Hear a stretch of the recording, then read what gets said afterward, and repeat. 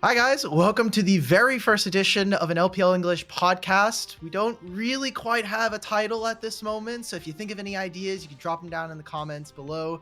It's Alk, joined by Grapes and Kman. We're going to see kind of what this kind of looks like for the rest of the year. Hopefully, we can bring you some more consistent LPL content throughout the year. Grapes, first off, how you doing, brother? Doing good. Season's off to a pretty good start. We started off our first day, our first series with I would say a pretty entertaining one, and Yeah. looking forward to the rest of the split. And yeah, super excited to be back for 2026 with this awesome new graphics package, by the way. Yeah, actually, true. Kman? Yeah, I'm pumped. You guys know I get excited. I get excited for the LPL. I get excited for the chaos, and it's delivering so far. I know we've only had one day of games as of filming this, but man, we have already started to pick it up. Demacia Cup was getting me hyped, and these rosters are the changes. They're already paying off. That is definitely for sure.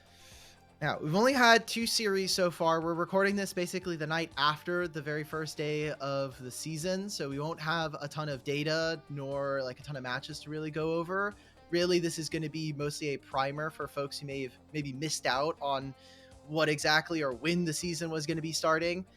We can just kick it immediately to our format. There's been not too many changes in terms of the actual format.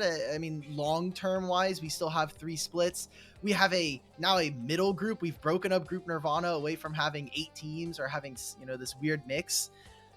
Generally, guys, how are we feeling about the format, like for maybe just split 1? Because I'm okay with having a smaller group ascend. It did feel like last season, like we had 2 teams in group ascend that were kind of just like there, and we're like, like TT and WE, you're doing great, guys. Keep getting farmed.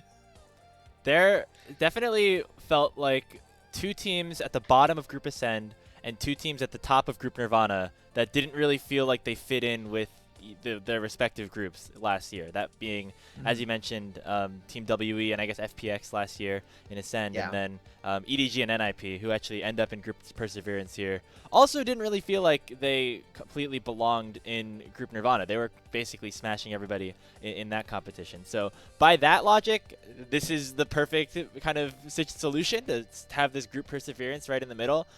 It does mean that when you look through the schedule, you get really competitive games every single matchup, almost. I think we kind of lucked out in that the fact that all of the top 6 teams are in fact in Group Ascend. I think that's not necessarily true for the next 4 in Group Perseverance or Nirvana, but as the splits kind of play out, I think we're going to get evening out. This is just kind of what happens when teams swap out all 5 members of their roster from one split to the next, like a team like NIP, for example. Yeah, I completely agree with you, Grapes. I think that generally we're just getting more even games, which is good for the league. The one part of the format that does make me a little bit sad is bottom 2. You're out. Like you're done in Group Nirvana. So a lot of pressure is going to be on Split 1. I think a split that's had some crazy showcases in the past from multiple different regions. There is a lot to play for even teams at the bottom. And, you talked about it. There are going to be some teams that are, looking to rev up. A team like LNG in Group Nirvana. There are teams in Group Perseverance that I think have higher expectations than, maybe what they're at right now. We are all in agreement that having at least this version of Split 1 is infinitely better than last year's, right? Where it was the single round robin best of 5s and we had 4 groups. That was some trash. I don't know what we were thinking. Yeah. Split 1 last year was a fever dream, man. There was the fact that we had to watch, like, what was it, OMG versus JDG go like 5 games, and then the 1v1s for side select. There was a lot of kind of nonsense going on in Split 1, which I guess kind of goes to the philosophy that LoL Esports was trying to go with in last year, and like having Split 1 be like a little bit more of a for fun split. I think they've kind of shifted away from that after the feedback kind of was like, it's not serious enough. And now here for LPL specifically, along with LCK, you're sending 2 teams to international off of this split alone. It's good to have at least a slightly better, I think more competitive overall format. Remember, we weren't confirmed to have Fearless the whole year. It was only going to be for Split 1. And then firsthand, which a lot of people forgot, myself included throughout the year, we were like, oh yeah, this is actually kind of interesting. And then now we just have it for the rest of time, potentially. Yeah, I think making First Stand a tournament to be excited for is a good thing. Last year, obviously, we as LPL fans kind of blocked it from our memory, but Yes. generally this year, I think having the 2 representatives and having the playoff system be what it is, which I think is a lot more equitable than, oh, you're in this random single round robin group, and then if you somehow get matched with another good team, now all of a sudden you're in the lower bracket and you've got like 4 more best of 5s that you have to play as opposed to everyone else. You know, it stops some of the, I don't want to say nonsense, but I watched Satab Gap Knight in Split 1 last year, and I think we're moving away from situations where that might be as prevalent or as much of an option, and I think we are going to get our 2 best teams at First Stand. One last note before we kind of move over to another piece of format change you kind of see at the bottom of the graphic there with first selection is one of the storyboard meetings. Me and Mazel were kind of going through it because I was looking at Group Nirvana and I was like, how does LNG basically coast for the entire year? They somehow prevent themselves from getting relegated. They change all 5 players and now they have this team that everyone's like, holy crap, this should at the very least be a bottom end Group Ascend team. Maybe they can do something in playoffs. In the format for Split 1 playoffs, there is a play-in section where there is Group Perseverance playing against Nirvana and the bottom 5 and 6 of Group Ascend.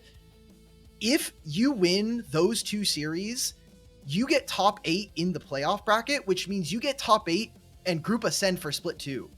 So LNG could just hop and skip all the way from Nirvana all the way up to Ascend, which hopefully fixes the format, but also means that we might even get like a team. This is my hope. We get a team like OMG in Group Ascend, because it would just be super funny to see Hai Chow farming it up with Knight and Shanks and Rookie. Just absolute cinema in my mind. Hey, based off the Demacia Cup performance, that might not be completely unwarranted. Hai Chow is looking pretty good over there, but yeah, I think it is funny that we were talking about how we like this 3-group format instead of the 2-group format, and we're immediately going back to the 2-group format for Split 2 again. I kind of would have liked it to maybe stay this way.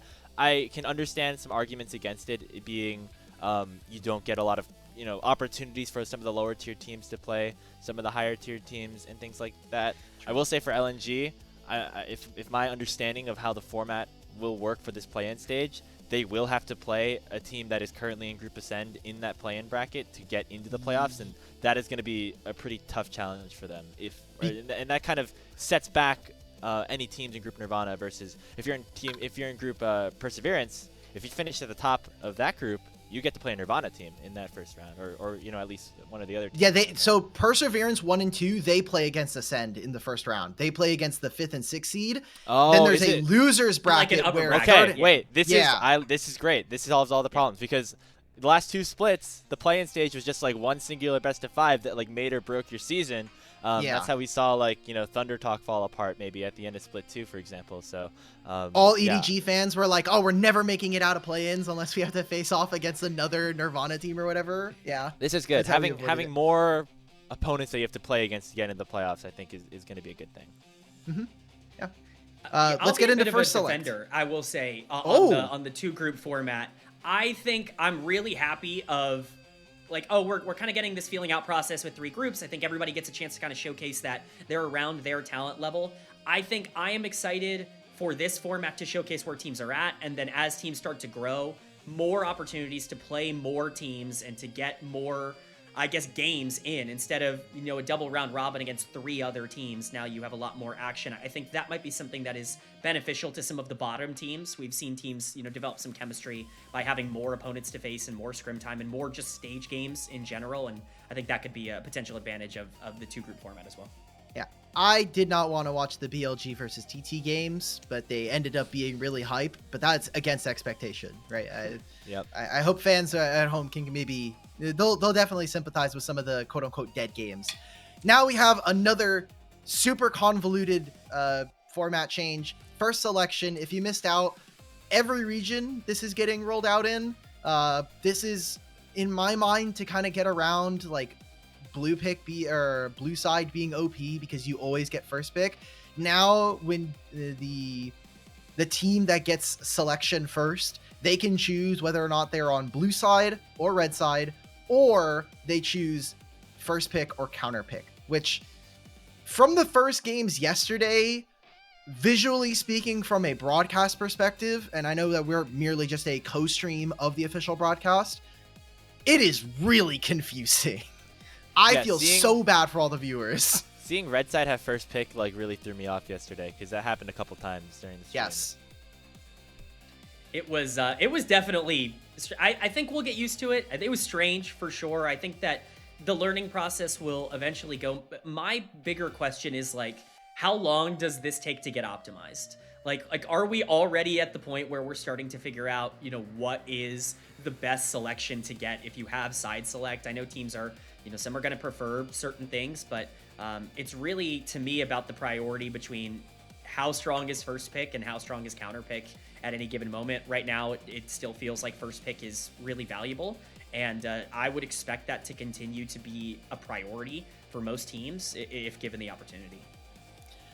This was just another convoluted way for Riot Games to put LPL on the back foot for another 3 years. Because we had to deal with Fearless, and I still think teams have not figured out Fearless, you know, across the world, but especially here in the LPL. Draft has been a very big topic of conversation for us on the broadcast and in internationals. And now it's like, okay, now we've gotten at least a year's worth of data as to how Fearless is going to work and how you can try to manipulate it, specifically more so in best of fives. Let's throw another wrench in. Let's put a way in, like, where now you can more delineate data. I think this works really up your alley now, Kman, where you can disassociate first pick and blue side from having win rates, which I think is always cool, but data like that, you need large sample sizes, and that's going to take a long time to populate. Yeah, that's exactly it, right? Is, you know, I'm ready to sink my teeth into, oh, now people are dying here with counter pick, you know, and red side favors this objective at this timer, and these are the invades that are happening. I'd love to get into the nitty gritty, but like that stuff, the first, like split number one to me is trial for all of these teams with all of this, because they don't have the answers. We certainly don't have the answers. So I think we're going to see a lot of experimentation and just a lot of teams kind of trying maybe some new stuff out early on in the year. Yeah, the biggest comparison that I've seen for first selection, this change, is the coin toss in professional or collegiate football games, where if you win the coin toss, you get to either choose, you know, if you want to get the ball first, play offense first or defense first, or you get the option of, you know, what side of the field you want to go down. And I think a lot of people would immediately look at that and kind of are looking at the first selection changes and being like, why would anybody want to pick blue side versus red side first or anything like that?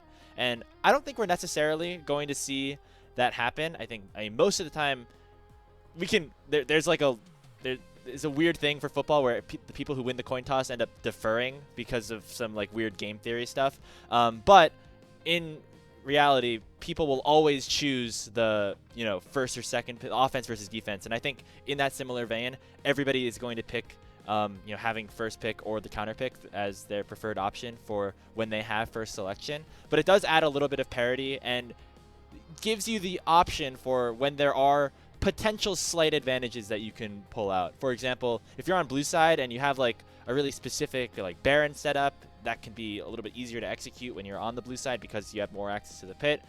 That is obviously what we're going to do, and like why that's going to happen. Like these are, it's small enough where you're not going to choose first pick versus counter pick over it, but it could be a nice consolation prize if you end up losing that first selection. In a similar situation as in football, like if, for example, like the lights are really bright on one end of the field, that makes it harder to like see, or there's a lot of wind blowing one direction. I mean, these are things that people will think about quite often, and it just gives you a little bit of parity and maybe makes it a little bit more balanced overall.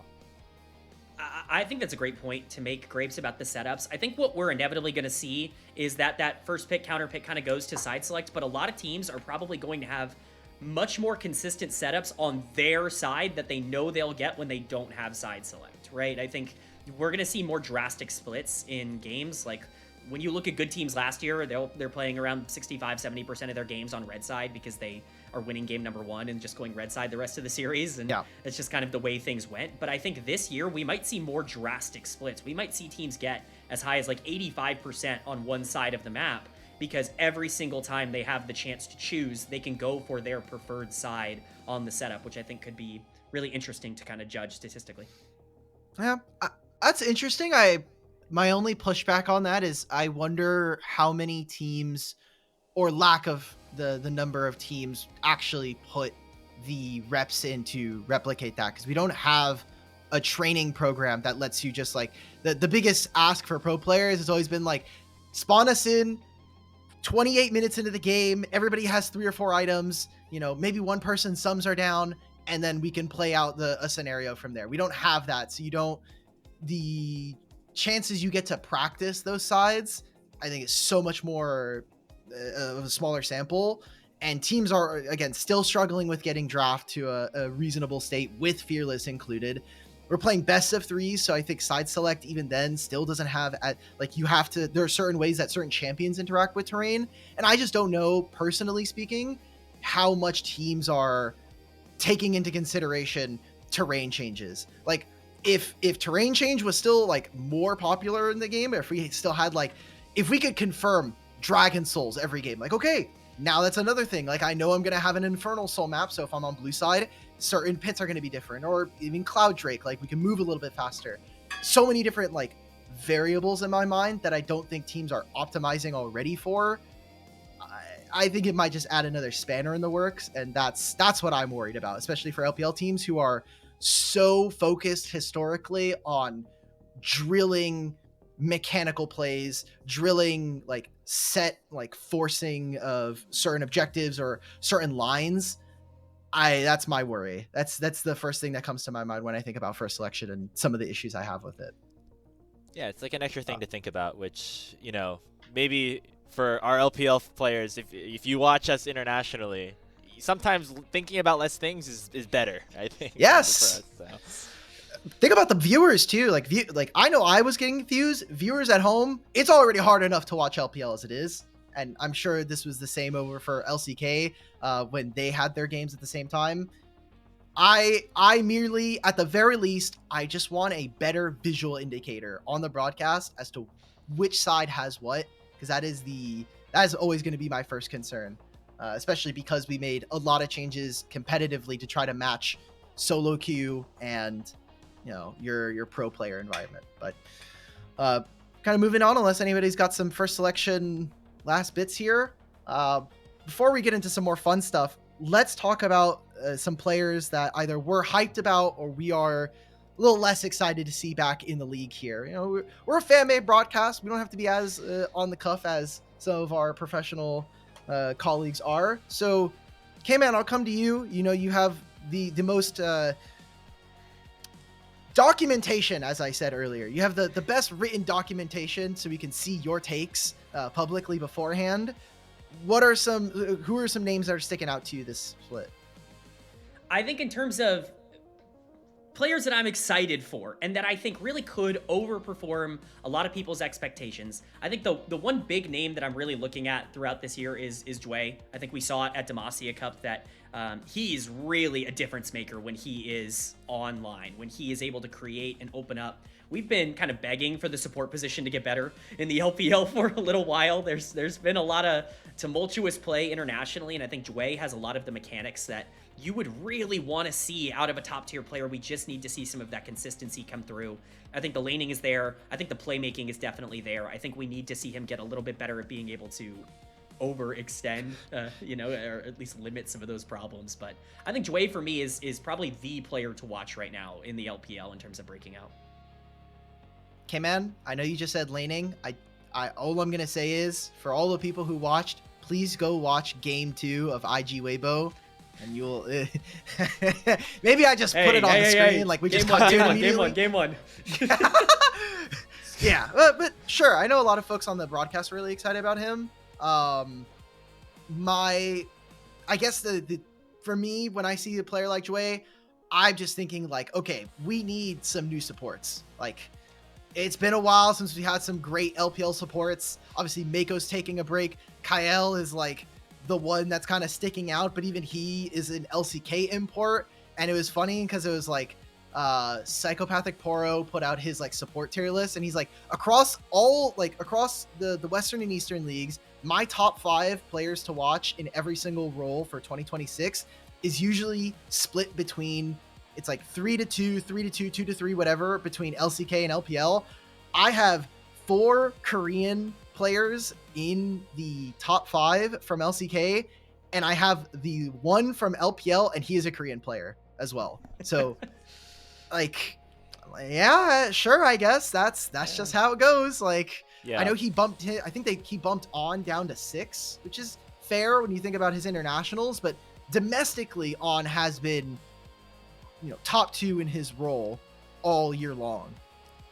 I think it goes back to a trend that we are noticing in the league right now, which is a lot of players are currently taking the split off and maybe either reevaluating what's going to be happening going into split 2, or they're like kind of feeling it out. For Jackie Love, he's taking a break for health reasons, but in the support position specifically, you have Mako, who you already talked about, and then somebody like Hong, who broke out a little bit back on TES last year, that is just currently without a team. And so that definitely weakens the pool. I think that definitely elevates a player like Jue, who I thought had a pretty decent year overall last year, but the support position is definitely not on the super strong side as for now. I think there's players with promise.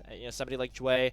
You could throw out Vampire, Fengyue, Erha, even somebody like Perukia, who really broke out last split as well. But none of those guys have really taken that full leap into being a star support player right now, which is I think why a lot of the discussion is the way that it is right now about the role.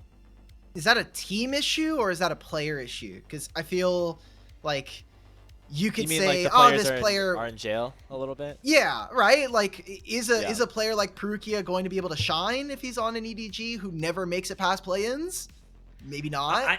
I think this year is a phenomenal answer to that, right? Because so many players that were on bad teams last year that had good performances, like Jue, like Vampire, are getting opportunities on real teams that are trying to compete this year. And I think this is the litmus test of like, man, can Vampire translate that WE success that he had last year and even the stuff he was building on EDG and IG to actually being on a good team, or was it all just empty? Same thing with Jue. I think we're getting some of that with Erha as well on Weibo, where he's going to get that full run with Crisp also taking some time off. So, I think this might be the year where we actually get an answer. Is it just, oh, we're hyping up these guys because we're so desperately looking for someone that can start anybody, please, anyone, or like, are they genuinely good? Are these players that could become, top of the table, rival Kyle, get above Kyle, international type of performers? All right, we did the glaze part, and now if you're an artistic person, usually you'd maybe say glaze in terms of like pottery. That we're gonna do the other part of that, which is flame some players. Wow, that was good. Did you just come up with that? The flames, kind of on the spot. That was crazy. Yeah. That was awesome. I'm looking at rosters right now, and I've got to say, we were talking about it before we started the show. The ninjas in pajamas predicament that we are in. I think that there are 2 players on this lineup that, after seeing them in 2025, I think we were ready to move on. I think we were ready to say goodbye to some of these players. We were ready to move on from them, and they were Hoya and Juo. Only 2? That's what I was gonna say. Look, Care will always be a middle of the pack mid laner, middle to bottom end, but you need players like that.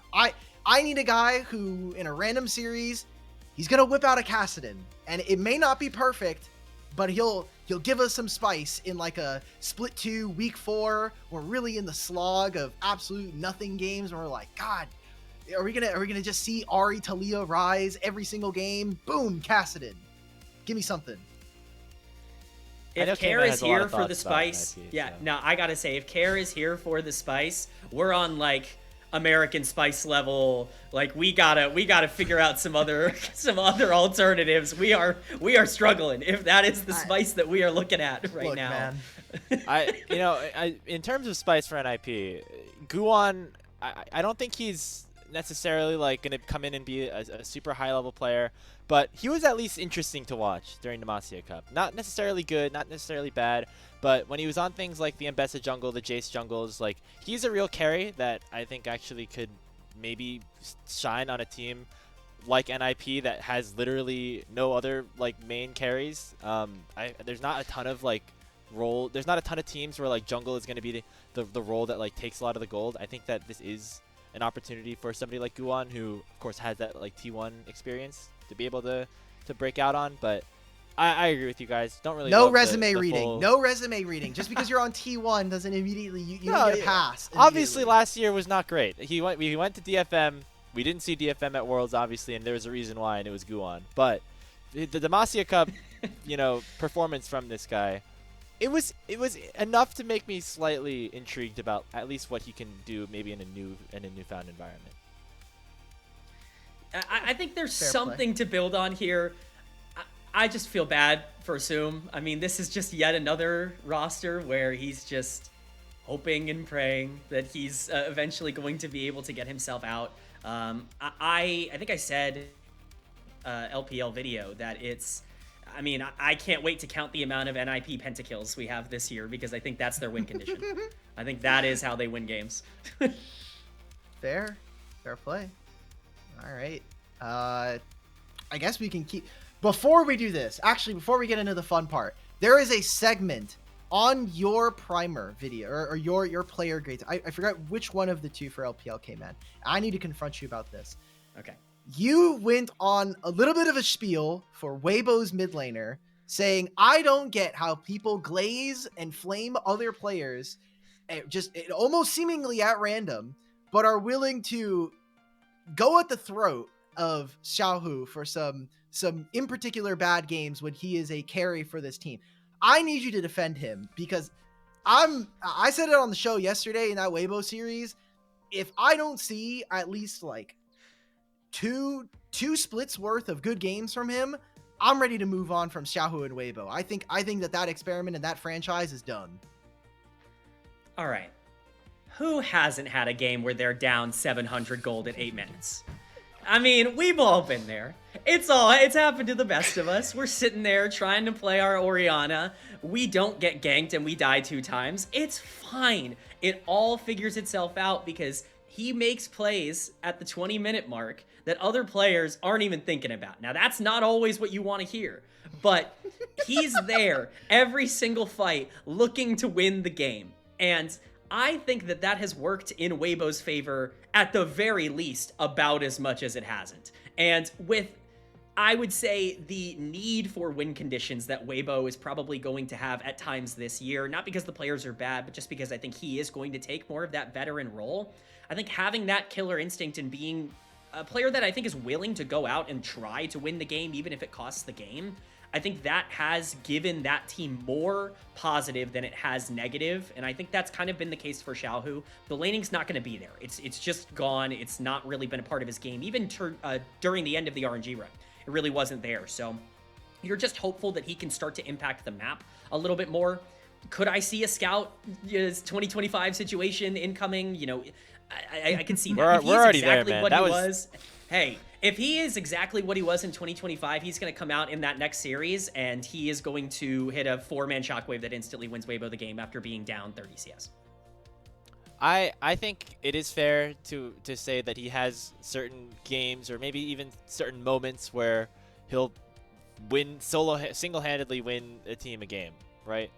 But I think you can make the case that a lot of players are able to do stuff like that. Not necessarily just somebody like Xiaohu, right? Like, I'm thinking of like Jachi on RNG last year, like having multiple like 1v9 performances on Kaisa.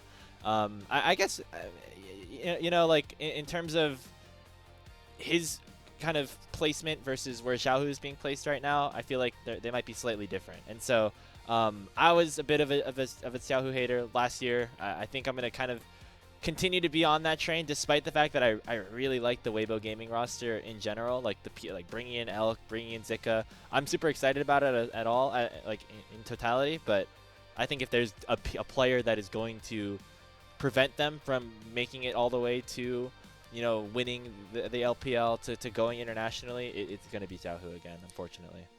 My pushback to you, Kman, is that in prior seasons, it would have been okay to lose lane, but this season is all about first 10 minutes of the game. Can we, keep pace? I was watching those games yesterday, and I'm seeing him throw like Talia rocks in opposite directions. He looks like he is like kind of crapping his pants in certain points. Like there is some moments where I'm not happy about what Xiaohu's doing, and there's a reason why that team failed to make it to Worlds this last year and through the regional gauntlet. We were all like, okay, they made it to regional gauntlet, guys. This is the time. We did it. Let's not pretend Xiaohu was the biggest problem on that Weibo team. Light is on his couch right now, watching the LPL for a reason, and that's all I'll say. I'll leave it there. All right. You know what? I'll take that. Light, he let me down. He let us all down. All right. Okay, so I prepared a little bit of a fun kind of quiz here for everybody. I'm not going to take part of this because, I made the answers, but this is going to be testing your knowledge on LPL, specifically last night's games. So, Kman, I think you said you didn't watch, so tough. Tough. Yeah, that's going to be tough. I'm going to be testing this. your knowledge on the patch, and we'll see where that goes. So, spoiler alert. I'm casting tonight. I will have the patch notes up on the left side of my monitor, and I will be scrolling through all the new rules. I'm gonna cheat, bro. Little behind the not for this game, but just a little behind the curtain for anybody that is curious, like how the casters know everything so quickly about the new season. We don't. It's on the side monitor, and I'm not ashamed to say it. Fair play. There we go. I had the icons and the names up. I know generally the stats on most of these items, but all right, let's get into the first question. So, who completed the very first LPL role quest of 2026? This was in our very first game. It's the first role quest because it's obviously the newest part of the season. Okay. So here, all right. So are we a team here? Grapes and I are working together. No, you guys are not a team. You guys are enemies. You guys hate each okay. other. Remember, this is like color versus play-by-play at this time. So if our production, if we can click one more time, this is not just going to be a blind. You have to pick one of the 10 players that played. You'll have at least some options here. Okay. So Saboro, Zika, and Rookie. Which one of these three players completed the first role quest?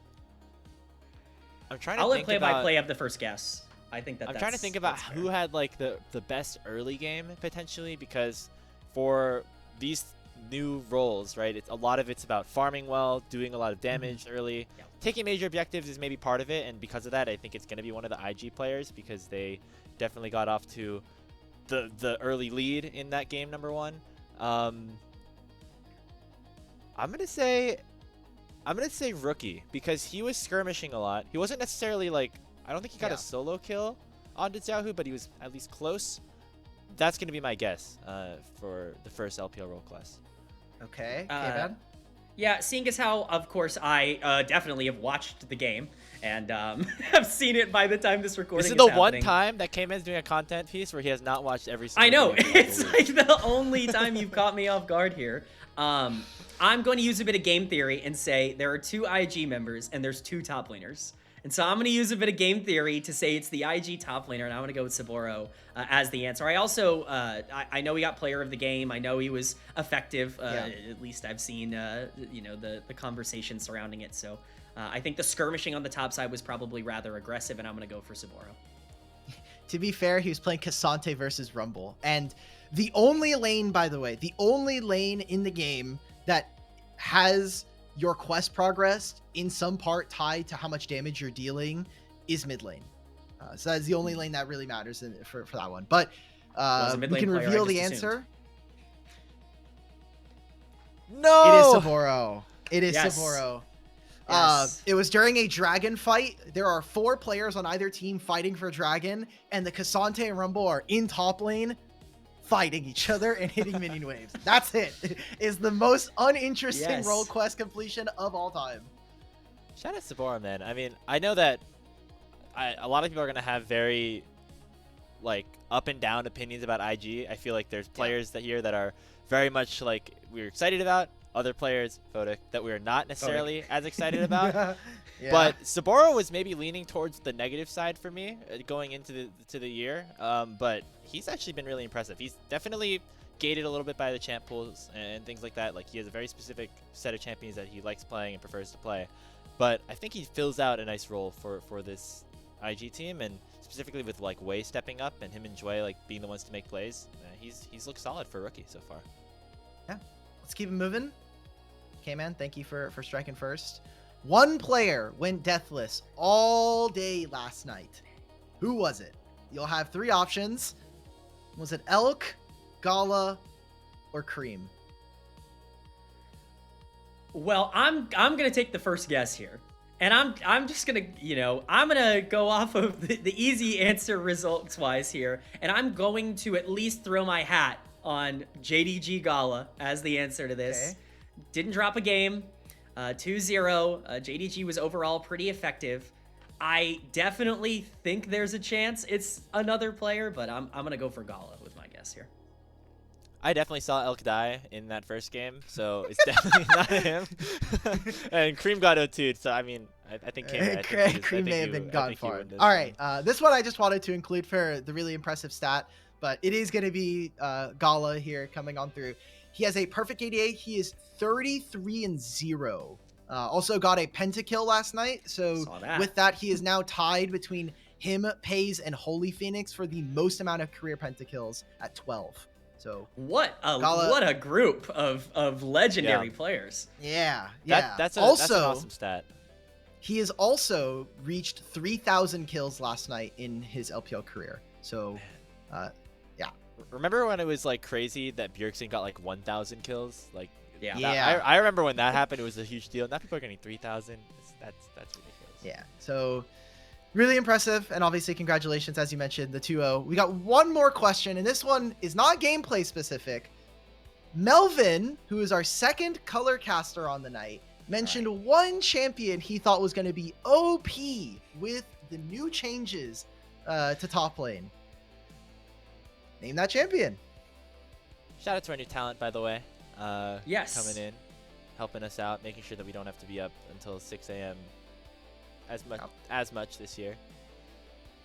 So we got can I defer to Kman? Are you deferring? Do I have to go first? This is full soul read time. I have no idea. Because I'm not gonna go off of what I believe out of these 3. I'm gonna go full off of soul read, and I'm gonna take Melvin is a jungle player, by the way. Just want to let you know. And okay. One of the first things he said in one of our storyboard meetings is that he thinks that Kiana jungle is not good because she doesn't clear very fast. So automatically, I did have to put him in timeout for that one. Yeah, just some controversial takes coming in. Hey, I can't say anything about that. So I will take a page out of big Nongshim Kingan's book, and I'm going to say that a Nivea top is the claim here, that is the broken pick, and that is going to destroy the meta. I'm trying to think about why any of these champions would be particularly OP. I do know there's that new item that like regens you a ton after you get below 30% HP, and because of that, I think maybe Volibear could be pretty good. So I guess I'll go Volibear. Okay, jungle main as well. So I also did choose these 3 champions because they're the legendary champions of Freljord. But yes, it is this champion. He was arguing that if Ornn shows up in top lane, that Volibear is very broken right now. You're skirmishing early, and you are a champion that is very, very, very good if you get extra levels. But obviously, Ornn is also a champion that does well there. All right, you guys are tied. I don't remember. Oh, now we have the patch rundown. Oh no. Now this is and this patch rundown is gonna be, and I love that you guys kind of teased this earlier by accident. It's gonna be about items. How well do you know these items? I've played one game of the new season so far this year. I don't think I built a single new item. So I got 6 on you, and I've played 1 champion. So here we go. Let's check out the new patch. So what is wrong with this image? Could also be that there's nothing wrong with this image. Okay. Click. There you go. First of all, I don't play this role, So I've got no idea. Is this the item that does the bonus damage when you ult? So this is, you gain ultimate ability haste, you gain obviously crit chance, and when you crit or when you ult, your first 3 autos are going to have bonus crit damage on top of that, and if they were already going to crit, you gain bonus true damage instead. Wow. Yeah. Okay. I was talking to Slayer a little bit last night, and he was talking about how awesome this item is. It is very fun on things like Zeri. It's great on Twitch. It's we great saw on Zeri like Yunara yesterday. Yeah, Yunara, true. Definitely. So, is there anything wrong with this image? Oh gosh, it has me thinking back to like when I've played an Ezreal game. Like, oh, is Scout Slingshot 2 daggers? I'm pretty sure it is. Why are you building why are you building a slingshot on Ezreal? Bro, I'm exemplifying for the audience. Sure. Yeah, of course. My bad. My bad, guys. I am going to just throw out that this item does not build out of Slingshot. Okay. Really? I was going to say that it does build out of Slingshot because having bonus damage on specific It auto certainly attacks would make definitely sense. sounds like a Slingshot thing. I'm going to say it's too cheap. This looks like a very cheap item for the kind of description that people are talking about. 2650. Okay. Let's reveal, is this item or is this image been altered? Guys, it's Zeal price. Oh, my bad. God. 1200 for Zeal, bro. I thought it would be about the new item, not about the Zeal. Okay. It's man. Look, it's what's wrong with the image. To be guys fair, don't build Zeal? I don't think I probably don't build Zeal. I probably build Zeal like once a month, so I don't come across it very often. Can I give him a half point? I don't get a point. I don't get a point. Okay, never mind. He take the look. I meant the Starve, total right? cost of the item. I thought maybe it'd be like You can take 2800 away or a something. half a point from me, and then Fiend Thunderbolts for 2650 that's a very well. It good gives no AD. That's the Yeah, thing, there right? is. It's like I a guess so. basically like a Phantom Dancer equivalent. Okay, we got 2 more items and then we're done with the quizzes. So you guys, all right. So this is another new item, This Endless is not Hunger. real, bro. This item doesn't exist. No this way. item doesn't exist. That's This is a TFT ass item right here. It's not in TFT. Okay. I that one I actually can't say confidently. Yeah, me too. Trust me. All right. So if you don't know about this item, it is a item that scales off of bonus AD and it gives you ability haste. And when you score a takedown, you get flat Omnivamp for a certain amount of time. And it is, I think, one of the more sleeper hidden items that are going to be really broken later on into item sets. So like 3rd and 4th item, because it gives you 20% tenacity, allegedly. So what, if anything, is wrong with this image? I'll let Grapes go first. I went first last time, so we can oscillate here. This is an interesting item. I'm trying to think of Yes. like who this would be good on because Ezreals are building this, and like 5th Yeah. item. I know Dragdar has been pushing this item because Interesting. the flat ability haste is OP.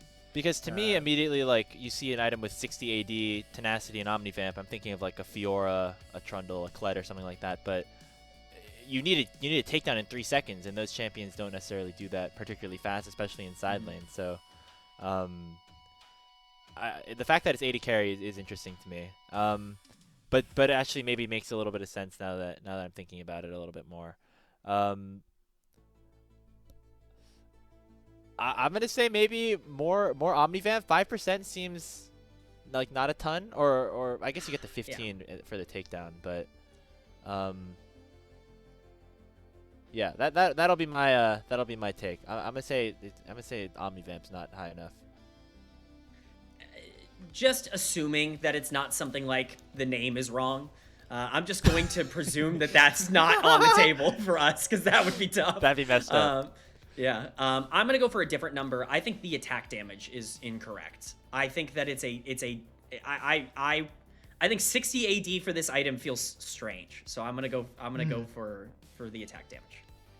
Okay. We are not going to give any points. I'm going to tell production to click on this. I animated this wrong, actually, now that I look at this. It is not 15. The item is 10% bonus AD. So I layered the animations on this wrong. But the item was actually completely Oh. untouched. Oh. So that was just the item. That was the real by item. itself. That was just the real item. So neither of you get a point. I knew the AD was wrong on this. And by wrong, I mean entirely correct. Yeah, the circle part. Yeah. The AD was wrong, just somewhere else. And in another layer, actually. Yes. This is a Okay. This is a fun item. Yeah. This is a good item. I really like this item. It's very abusive on Ezreal because it's bonus AD, and you get a crap ton from Muramana. So, and with Essence Reaver and some of the new changes. Anyway, let's get to the last item before we start to wrap up the show. Bandle Pipes, completely new item. Again, if you don't know, this has a unique passive where slowing and immobilizing an enemy champion grants you fanfare, and which while you have this, you will get bonus movement speed, and when you have fanfare, you and allied champions near you will also gain bonus attack speed. The biggest person that I've seen abuse this is Ashe support. This is one of the most disgusting items on Ashe support. You buy this, and suddenly you and your AD carry are running them down with an insane steroid. 20% bonus attack speed at like 7-ish minutes, which is usually when people are starting to complete first items now. Not okay. Yeah, I was thinking like Bard would be good with this, but I guess think I saw this on a Bard in my I wasn't thinking boldly enough. The Ashe support definitely sounds insane. I saw this build. I think a Braum built this in yesterday's game. I forget who exactly. I think it was maybe Erha, in our first game. The stats I have no idea. But the passive looks correct to me. So I'm not sure. This looks like the item that I have envisioned in my mind. So I don't know what devious thing Alk did to mess us up here. Yeah, Alk, you've done a phenomenal job here because there are some breakpoints that Riot likes to hit for some items, and you've either perfectly captured this or there's almost nothing wrong with this image that is easily spottable, because these are like the numbers they like, which is tough to fight against. I want to wonder if it would be before you so give much your work. answer, Kman. Before you give your answer, I do want to let you know you are half a point behind Grapes. So if you get this wrong, if Grapes gets this right and you get this wrong, you technically do lose, which means I have to take away your food stamps for the month. I'm sorry. Oh no, the $5 that I needed for my emergency, the budget it's being restricted. By the way, yeah, support us on coffee if you want to. More of the show. To feed Kman. Yes, I clearly need it. Well, who knows? Grapes Don't go directly to Kman's YouTube. Actually, send us the money so we can give it to. Anyway, sorry. Do both, coffee and my YouTube. Anyways, I think it has something to do with the passive here, and I think,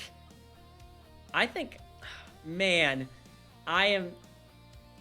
I don't know what is leading me to this, but I'm going to say that it's, I'm going to say that it's the attack speed. That it's the specific percentage of attack speed. Okay. All right, so Grapes answered with nothing has changed on this item, and Kman has decided the attack speed is the wrong one. Production, what was wrong with this item? Nothing. Nothing is wrong with this item. Let's the go. item is as is. Yeah, so I agree. I couldn't take I had to take the gamble. I shouldn't have let him go first. Yep. All right. Well, that does mean that Grapes, with twice the amount of points that Kman has, and somehow Kman getting to a half interval, means that Grapes is the big winner here. Grapes, you have earned yourself an all-expense-paid trip to cast tonight's series on the second shift. Man. Thank you so much. This really means this means the world to me. I know. It's the best I could do from the admin team to you. So I hope you can really take this one in stride. Real quick before we end out the show, I want to do some more public accountability for our man Kman, because Grapes obviously not known for the amount of content he does. We're gonna go through some of Kman's grades real quick, and this is a little awkward because you didn't actually watch yesterday's games. Okay. So we're gonna just be throwing some We're gonna be throwing some tomatoes at players. And is For this, your let me grades. ask for clarity's sake, is this from the primer video that released about 5 days ago, or is this from the off-season grades video about a month ago, before Off-season Demacia Cup? grades. This is great Okay, so because this now we is, get to these are pre-Demacia Cup no, grades. so we get to see if your takes aged Yeah. good or if they aged bad. This is Yes. good. This is good. I specifically focused on only the teams that played yesterday. So, Okay. Immediately what comes out to me is I already know. Pays downgrade Gala. Okay. I'm fighting this battle every day in the comment section. I'm used to fighting this over. Gala was tremendously good at the end of the year. I don't think that's really all that debatable. Invictus really needed him to step up to get to Worlds, and he did step up to get to Worlds. He was really important for them in the playoffs, and was a crucial piece of that team being able to realize their ambitions. I feel like I'm trapped in the Twilight Zone, not remembering every week that I covered Gala on my channel getting comment after comment of, bro, Gala's so washed. He's so terrible. I survived Spring Split Gala, and you're telling me Gala was pretty terrible. You're telling me that he has a really good month and a half, and now all of a sudden he's better than Pays, which he wasn't all of last year. I don't believe it. I think Pays is a better player, and I think I think they did as good as they could. Like, Pays was always leaving, and T1 called, but like, Gala to me last year was not better than Pays, which is why I have this listed as a downgrade.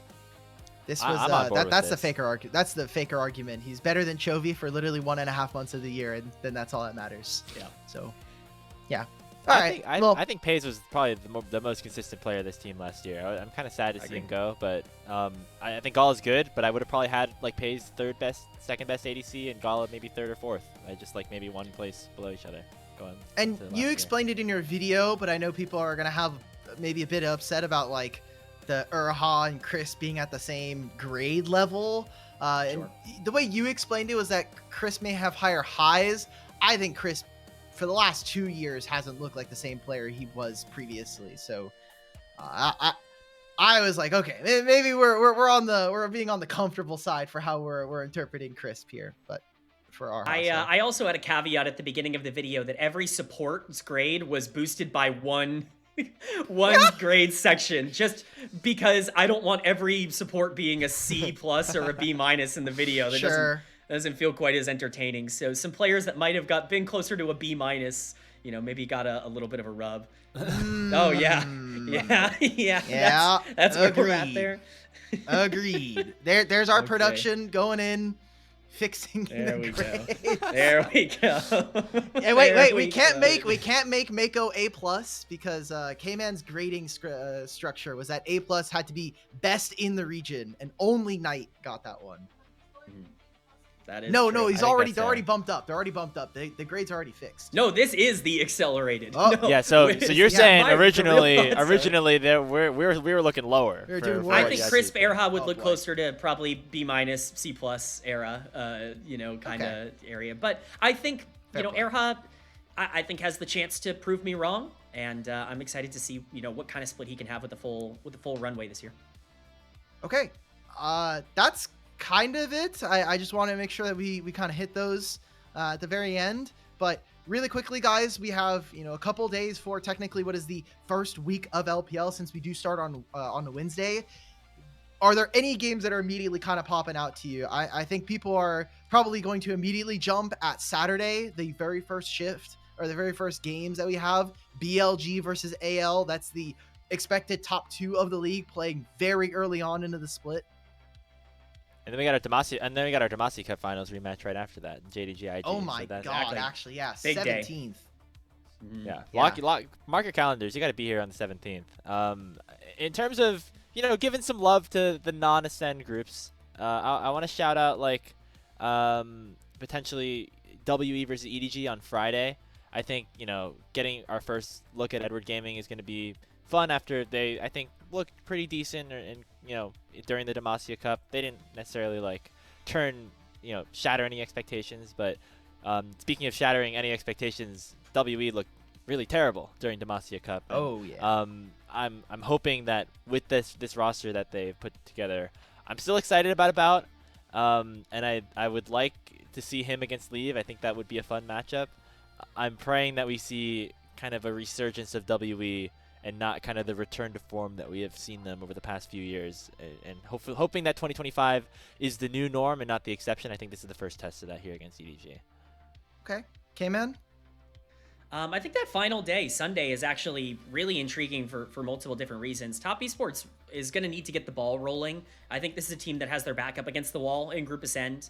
And I think if they want to be a team that even, tries to compete for top 3 or top 4 early on with Jachi, I think they're going to need to start to pick up wins against teams that maybe haven't come to full fruition yet. And I think BLG could be one of those teams. I think we obviously saw the slow start at Demacia Cup, and we saw what they looked like without Knight and Viper not necessarily playing up to standard. I think there is a universe here where it could potentially be a slower week 1, especially considering, they're playing a Weibo coming off of a win, and then, of course, anyone's legend later on in the week who could very easily just be the best team in the league. Like, this could be a pretty big game for both of them if they're sitting in rougher spots.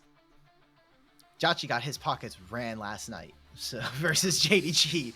Gallo's doing disgusting things in that game. So, all right, that's going to wrap up our first bit of an LPL English podcast. I was hoping this was going to be 45 minutes. I'm a horrible host, so we have gone very close to call time for Grapes. We got to send him to the prize that he earned, right? We got to. He's not on the first shift, thankfully for him, but we do got to send him on his way. So, thank you everybody for joining. If you again have any suggestions for names for this podcast, yes, please put them down in the comments. Let's get creative. The sky's the limit really here, and hopefully we'll be having more of these throughout the week, so you can keep up all to date on any LPL English action. So thank you, Grapes and Kman, for joining us here tonight, and we'll see you guys hopefully in the chat for some more LPL.